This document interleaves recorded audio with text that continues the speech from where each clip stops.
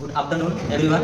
आज हम Newton experiment करने वाले हैं। एक सबसे पहले बता दो कि हम इस ग्रुप में 4 मेंबर हैं और हम न्यूटन के एक्सपेरिमेंट के बारे में बताने वाले हैं। एक सबसे पहले मैं बता दूं, इसका जो एम है to determine the wavelength of sodium light using the method of Newton experiment. मतलब कि जो हम इसकी सहायता से न्यूटन एक्सपेरिमेंट की सहायता से सोडियम लाइट एक मोनोक्रोमेटिक लाइट होती है जिससे हमें वेवलेंथ फाइंड।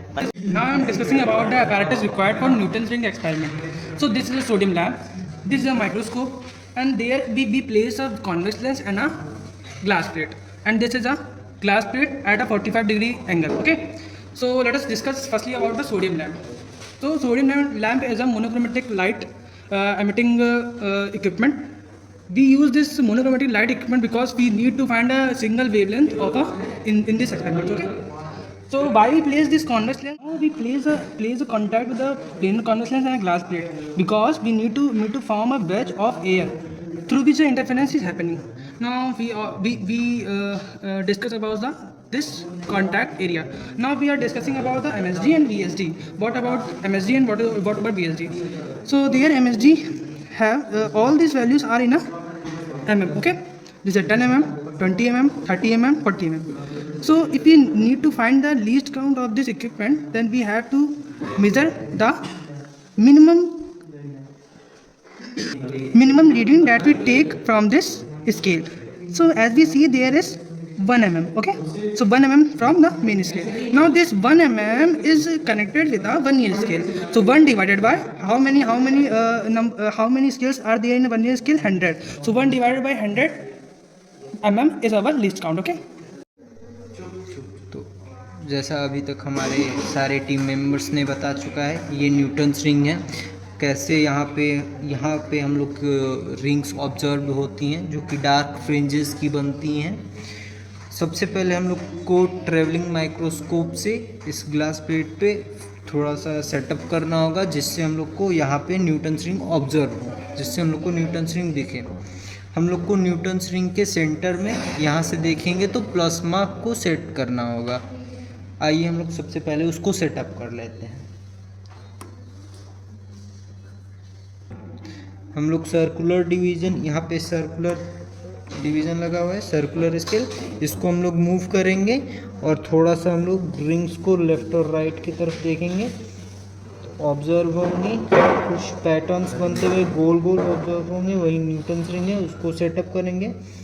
माइक्रोस्कोप की मदद से थोड़ा सा सेटअप करेंगे जिससे हम लोग को न्यूटन्स रिंग साफ दिखे।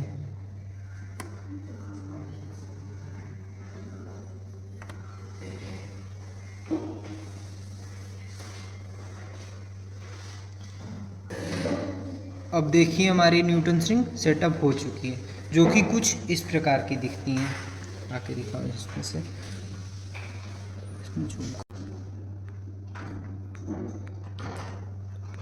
तो जो ये पैटर्न ऑब्जर्व हुआ है वही न्यूटन्स रिंग है। अब हमको इसके ऑब्जर्वेशन को नोट करने के लिए पहली रिंग से राइट की तरफ में सर्कुलर स्केल की मदद से मूव करना होगा, फिर लेफ्ट की तरफ भी सेम ऑब्जर्वेशन को नोट करना होगा। ऐसे हम लोग मल्टीपल ऑब्जर्वेशंस को नोट करेंगे जिससे कि एक्यूरेसी और प्रिसीजन, मतलब इस एक्सपेरिमेंट को करने में कम से कम एरर्स आएंगे। तो आइए हम लोग सबसे पहले इसका ऑब्जर्वेशन नोट करते हैं, जिसके लिए हमें एक टेबल बनाना पड़ेगा, ऑब्जर्वेशन टेबल। ऑब्जर्वेशन टेबल में तो जिसके लिए हम एक ऑब्जर्वेशन टेबल बनाएंगे। ऑब्जर्वेशन टेबल में लेफ्ट हैंड साइड में सीरियल नंबर लिखेंगे, फिर लेफ्ट साइड की रीडिंग जो कि हमारी मेन स्केल की रीडिंग होगी। ये हमारी मेन स्केल है, ये हमारी सर्कुलर स्केल है। तो लेफ्ट साइड में सबसे पहले हम लोग मेन स्केल की रीडिंग लिखेंगे जिसको हम लोग ए कर देते हैं, मेन स्केल रीडिंग। फिर हम लोग सर्कुलर स्केल की रीडिंग लिखेंगे।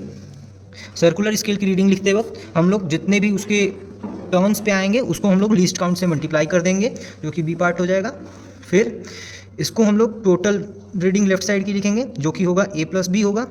फिर ऐसे हम लोग सेम राइट हैंड साइड में भी करेंगे। राइट हैंड साइड की रिंग्स को नोट करते वक्त सबसे पहले मेन स्केल की रीडिंग को नोट करेंगे, फिर सर्कुलर स्केल की रीडिंग को नोट करेंगे जो कि हमारी एन क्रॉस लिस्ट काउंट होगी, फिर टोटल रीडिंग जितनी आएगी जो कि मेन स्केल और सर्कुलर स्केल की रीडिंग को नोट करते वक्त लिखेंगे।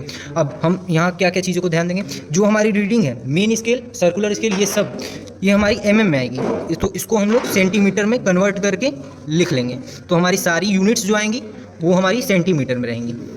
अब नेक्स्ट स्टेप हमारा क्या होगा, जो लेफ्ट और राइट हैंड साइड की रीडिंग आई है उसको हम लोग लेफ्ट माइनस राइट करेंगे, जो कि हमारी डायमीटर आएगी। न्यूटन रिंग की जो डायमीटर आएगी वो हमारी left reading minus right reading होगी, जो हमारी टोटल रीडिंग्स आई हुई हैं। इसके बाद हम लोग को डायमीटर्स का स्क्वायर निकालना होगा। ये जो हमारा कॉलम में ऑब्जर्वेशंस अलग अलग आएंगे उसका हम लोग को उसका स्क्वायर करके हम लोग को नोट करना होगा। अब इसके बाद नेक्स्ट स्टेप में हम लोगों को, जैसे हम लोग मल्टीपल्स ऑब्जर्वेशंस ले लिए, तो अब नेक्स्ट स्टेप में हम लोग निकालेंगे वेवलेंथ का फॉर्म। वेवलेंथ का यहाँ फॉर्मूला है d² n + p - d² n upon में 4pr। यही हमारा फॉर्मूला, ये हमारी वेवलेंथ का फॉर्मूला है, जो कि है d² n + p - d² n / 4pr। यहाँ पे जो लैम्डा है ये हमारा वेवलेंथ है। सोडियम लैम्प का हम लोग वेवलेंथ निकाल रहे हैं वो है ये है जो d है, यहाँ पे डिनोट करता है डायमीटर्स, रिंग्स के डायमीटर को।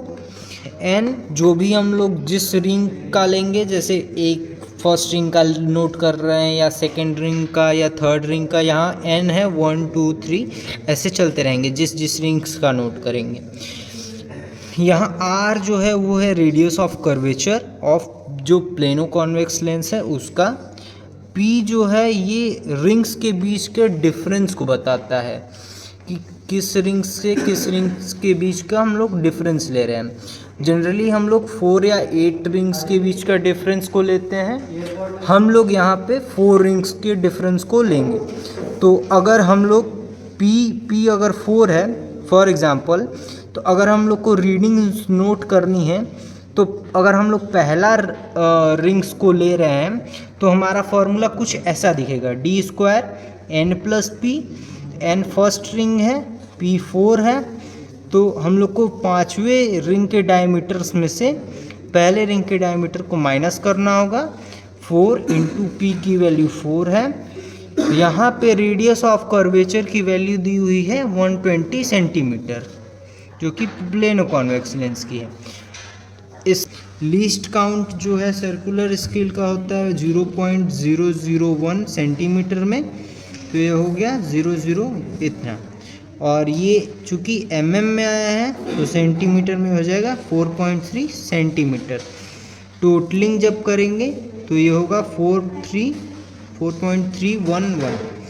ऐसे हम लोग राइट हैंड साइड का भी नोट करेंगे, लेफ्ट हैंड साइड का भी नोट कर लेंगे, और ऐसे हम लोग का ऑब्जर्वेशन टेबल कंप्लीट होगा।